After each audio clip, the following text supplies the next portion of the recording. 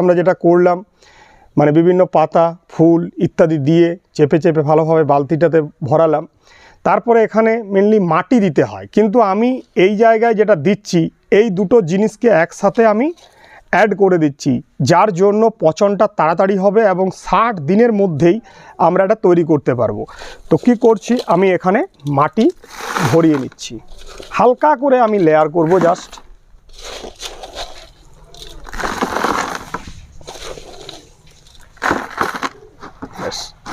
এই যে লেয়ারটা তৈরি হয়ে গেল,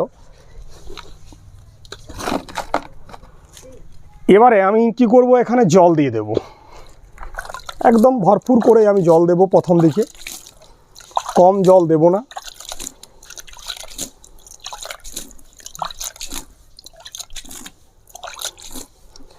তারপরে আপনারা কি করবেন, এখানে আবার যেরকমভাবে আমি দেখালাম